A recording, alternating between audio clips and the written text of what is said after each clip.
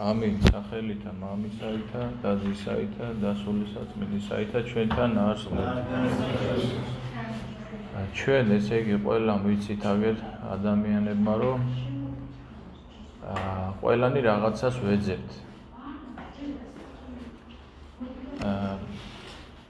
საძიებელი ყოველთვის არის, მაგრამ პირველ ყოვლისა ადამიანი ეძებს ცხონებას.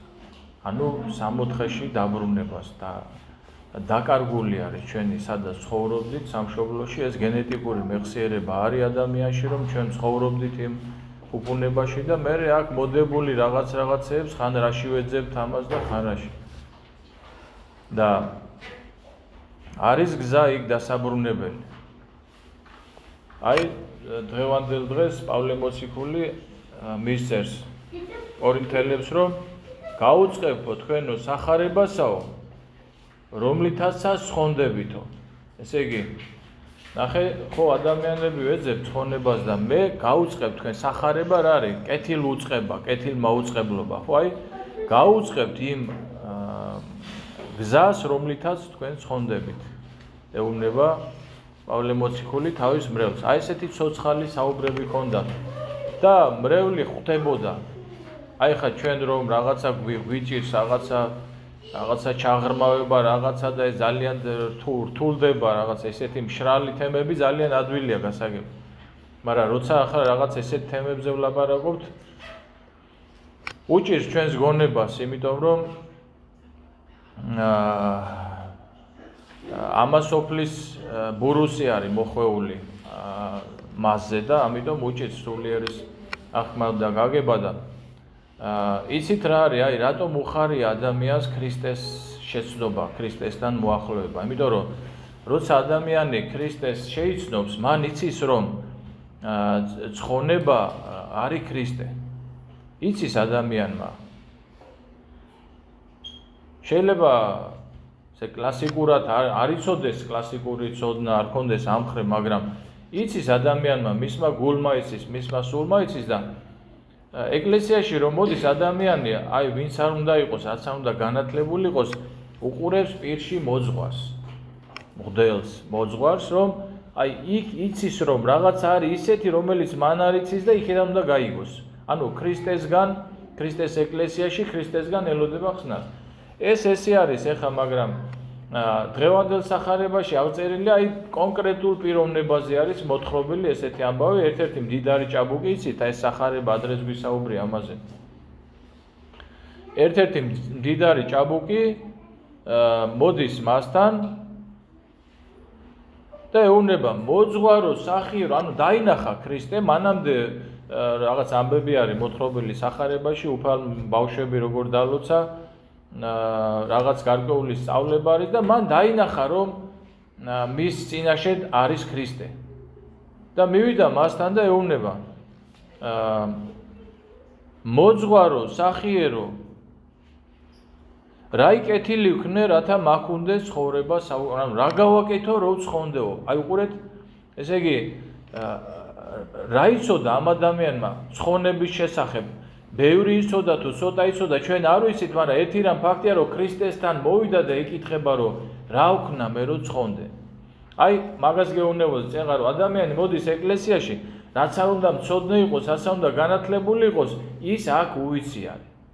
და უყურებს პირში მღვდელს და მოძღვარს. რომ იქიდან და თითქოს სვავს ამ კითხვას, რომ აი, რა გავაკეთო, რომ ცხონდე. ეს არის პირველი ეტაპი ჩვენი მოსვლის. მერე იწყება აი როცა ქრისტესთან მოვდივარ ჩვენ და სვავთ ამ კითხვას. შეიძლება ფიზიკურად არ დავსვათ, მაგრამ უკვე ეკლესიაში რომ მოვით, უკვე ამ შინაარსში ვართ, ხო? მერე იწყება, ესე იგი ქრისტე იმ წუთში იწყებს ჩვენს აღზრდელობით და სრულ ყოფით განგებულებას. პირველ რიგში უნდა აი ეკლესია სამი ხელმწიფება აქვს, ხო? ამხილე, შერისხე და ნუგეშენისეც. ეს ეხა პავლე მოციქული მარტო პავლე მოციქული კი არ ხელმძღვანელობდა ამით.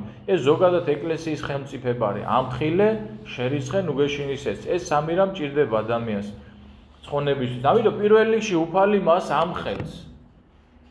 იმიტომ რომ კი არის, აი ესე იგი კი არის, კი მოვიდა ქრისტესთან, მაგრამ მოძღვარი კი უწოდა, მაგრამ მას არაა გააზრებული და გასნობიერებული. გარკვეულწილად პირმოტნეობს კიდეც, იმიტომ რომ როცა ეუბნება სახიერს და მაცხოვარი ეუბნება, რომ ესე რომ ვთქვათ, აი შენ კი მოხვედი ახლა, შენ ქრისტესთან მოხვედი, მაგრამ შენ ღმერთის წინაშე ხარ მოსული. და ამას როგორ ეუბნება, იცით, აი ორმაგი, ესე რომ ვთქვათ, ორმაგი სიბრძნე არის, ორმაგი შინაარსი, ერთი რომ ამხელს მას და ეუბნება, რომ შენ მოხვედი ჩემთან, მაგრამ არა როგორც ღმერთთან. შენ არ იცი ბოლომდე. და მეუბნები სახიერო და სახიერი მხოლოდ ღმერთია. და მე რატომ მეუბნები სახიერს? მიხვდით, ანუ გარკვეულწილად ამხილა აი ეს ჭაბუკი, ეს მდიდარი ჭაბუკი და მე ეუბნება, ესე იგი რამდენად რთული არის ცხონება, იმდენად მარტივია, იმიტომ რომ გამარტივებული არის. აი გინდა ცხონება, აი გადახედე მცნებებს და იცხოვრე მცნებები და ცხონდე. რომელიც რა თქმა უნდა პრაქტიკაში ძალიან ძნელია. და მაცხოვარიც ეუბნება, რომ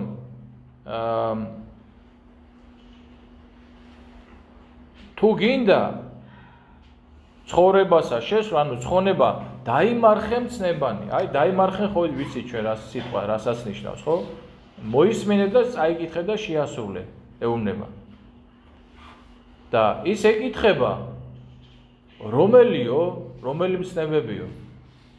და ეს ჭაბუკი ამასთან ერთად რომ მდიდარი იყო, საკმაოდ ესე რომ ვთქვათ, ქველმოქმედიც იყო და მცნებები, რომელიც მოყვასთან ურთიერთობა შეეხება, ხო? თქვენ ხო იცით 10 მცნება, ხო? 10 მცნებიდან პირველი 4 მცნება ეხება ადამიანის ღმერთთან ურთიერთობას და დანარჩენი 6 მცნება ეხება ადამიანის მოყვასთან ურთიერთობას. მაცხოვარმა ჩამოუთვალა ეს მოყვასთან ურთიერთობის მცნებები. აი ხა მინდა რომ ყურადღებით მომისმინოთ. უყურეთ, მოყვასთან ურთიერთობის მცნებები ჩამოუთვალა.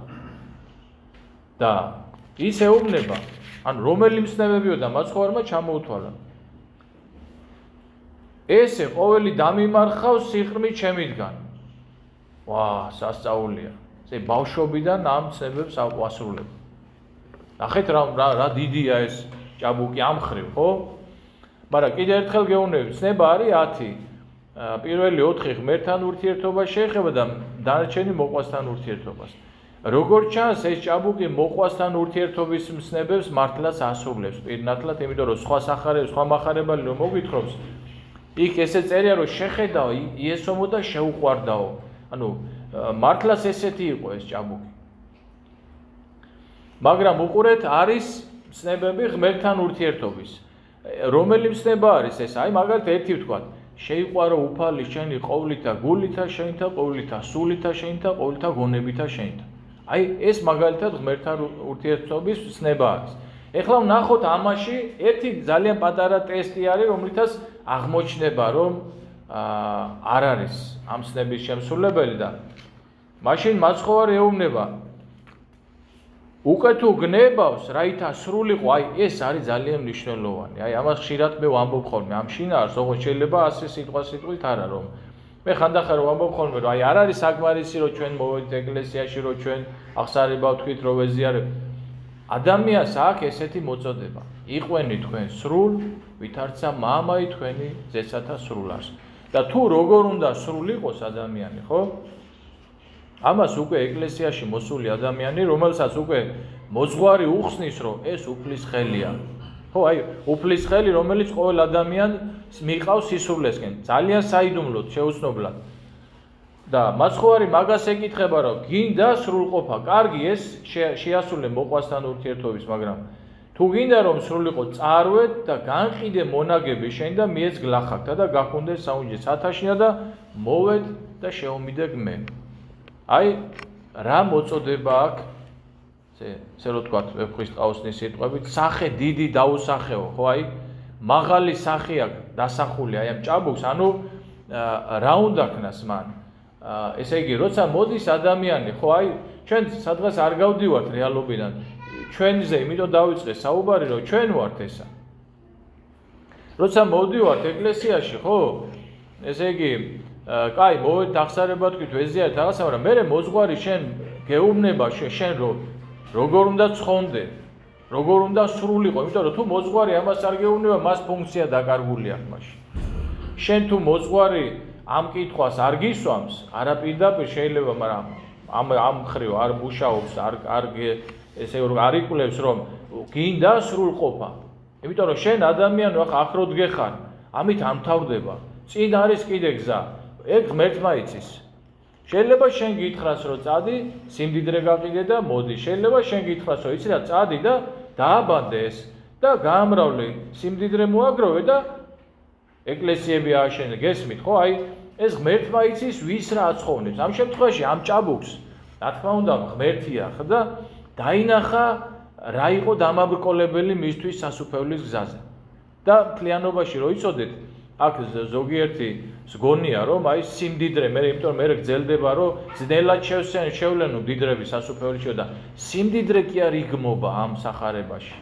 ამ სახარებაში იგმობა ნებისმიერი რამ, რომელიც ჩვენ გვიჭერს იმ გზაზე, რომელზეც პავლე მოციქული ამბობს, გაუწყობთ თქვენ სახარებასა, რომლითაცაც ცხონდებით. ანუ სახარების წინააღმდეგ რაშიც ვართ, ის არის მხილებული. ზოგს სიმდიდრის დემონი იჭერს, ზოგს მემთრალოების, ზოგს დაუშვათ სხვა და სხვა და სხვა. ეს ძალიან ბევრი არის, უამრავი არის და მაცხოვარი, ესე იგი,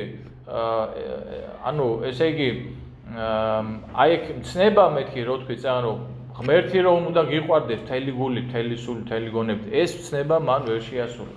იმიტომ რომ ღმერთი რო ყვარებოდა მთელი გული და მთელი არსებით, მაშინ იტყოდა რომ კაცო სიმდიდრე ღმერთისგან არ მაქვს. წავალ და როგორც მაკურთხა უფალმა, რომელმაც მომცამე ეს სიმდიდრე, მე ხო არაფერი არ მქონდა, ვინ იბადება მილიონერი, ხო? მე ხო არაფერი არ მქონდა და ხო მომცა ღმერთმა, ხო? ეხლა ღმერთმა მითხრა რომ მისი მოცემული, აი ამისინ გითხარით რომ ისწავლეთ რა ქრისტიანობა, უნდა ვისწავლოთ ჩვენ ქრისტიანობა. მივხვდი, აი ქრისტიანობის სწავლა რას ნიშნავს, რომ ხანდახან ღმერთი სიმდიდრეს გაძლევს, მაგრამ ხანდახან უნდა რომ ეს შენი სიმდიდრე აიღო და მისცე სხვას. აი ეს არის სწავლა, რომ შენ აი როგორ როდის რა და როგორ ამას ეკლესიაში იღებ ამაზე კურთხევას. იგივე კურთხევა არის. ერთი რამე კიდე იცოდეთ, რასაც ქრისტე ეუბნება ეხლა აი ამ ჭაბუკს, წადი და ესე გააკეთე, იგივე კურთხევა არის. შენი რაც არ უნდა გლახაკი მოძღვარი ყავდეს, მიხვედი კურთხევაზე, ხო? გითხრა, ხო, ესე გააკეთე, იგივე ხმა არის. ქრისტე გეუბნება, არც მეტი, არც ნაკლები. იმიტომ რომ კურთხევა ეკლესიაში, კურთხევა ზეგარდამო არის. ეს ჩემი არა, ჩემი არა, მე სადმა კურთხევა მაგალითად, ხო? კურთხევა, შენ რომ მოდიხარ კურთხევაზე, შენ გაძლევს ღმერთი კურთხევას. ასე რომ ეხლა თავარი მაინც ამ სახარებაში თავარი ის არის, რომ აქედან რომ მივდივარ, ჩვენ უნდა დავფიქრდეთ იმაზე, აი ეხლა ქრისტე რომ მოვიდეს, აი მაგალითად პირდაპირ ესე მარტივად და გითხრას. წამოდი ეხლა და შევმიდგ, წამოდი ჩემთან. რო გითხრას. აი რაღაცა გზა გითხრას. აი ამ წუთში რაც გაგვაჩერებს ჩვენ, ხო? აი ის არის ჩვენი სიმდიდრე, ამ შემთხვევაში სიმდიდრე რაცა. ნუ ქრისტესთან მიმოვალ გზაზე რაც დაგვაბრკოლებს, ის არის ის რაც ესე იგი დაგვაბრკოლებს ჩვენ საბოლოოდ სასუფეველში შესასვლელად. ამას გვასწავლის დღევანდელი სახარება და მრავალმხრივია ეს სწავლება.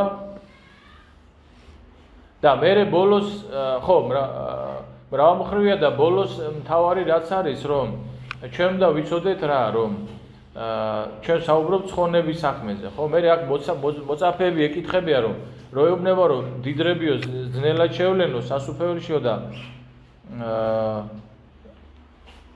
მოწაფეები ეკითხებიან, განუკვირდათო, ფრიად განუკვირდათო. გაუკვირდათ, რა გაუკვირდათ ახლა? კაცო, ეს ამ ცნებებს ყველას ასრულებს. და ესეთი რაღაც რადიკალური რაღაც უთხრა უფალმა. ისინი გაკვირვებულები არიან და ეკითხებიან, ვის ხელეწიფების ცხონებადო? აი ეს თუ ვერ გადარჩაო, ვის შეუძლია ცხონებო და ნახეთ მაცხოვარას პასუხობს. მიხედა იესო და რქვამად, კაცთაგან შეუძლებელ არს ესე. ხოლო ღმრთისა მიერ ყოველივე შესაძლებელი არის. ამიტომ ჩვენ როდესაც ვლაპარაკობთ ცხონებაზე აუცილებლად უნდა ვიცოდეთ, რომ ჩვენ ამას ვერ შევძლებთ.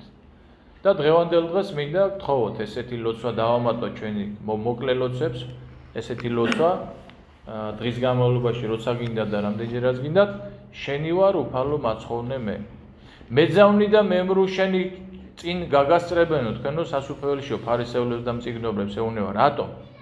იმიტომ რომ ეს სისუსტეა ადამიანური და როცა ადამიანი ევედრება უფალს, ხო? მართლმაიდებელია, ქრისტეს ევედრება და არა ის რომ დაუშვათ აი შენ მე ამჭირდება, მე საქმეები მაქვს და ამით ცხონდები, ხო? ანუ დღევანდელ დღეს ამ ლოცვას ვამატებ, ვინაიდან და რადგან ცხონება კაცთა მიერ შეუძლებელ არის და ღმრთისა მიერ ყოველივე შესაძლებელი არის, დღევანდელ დღეს კიდევ ერთ ლოცვას ვამატებთ იმ ჩვენ მოკლე ლოცვებს, თუ ამბობთ, თუ არ ამბობთ, ძალიან ცუდი ნიშნავს, რომ ეს ამბიოზე წარმოთქმული თხოვნა მე კურთხევას არ ვიძახი, რომ კურთხევა თუ მოგეცით, ის კურთხევა უნდა შეასრულო. თუ ამას არ ვიღებთ ყურად და გულად, ეს ძალიან ცუდი არის. დავამატოთ ეს ლოცვა. შენი ვარ უფალო მაცხოვნე მე. სალმონის სიტყვებია ძალიან ძლიერი. ამით ჩვენ ვამბობთ, რომ აი მე გლახაკი ვარ, დაბალი ვარ, მაგრამ შენი ვარ. მართლმადიდებელი ვარ და შენ ხელში ვარ და მაცხოვნე მე. ამინ.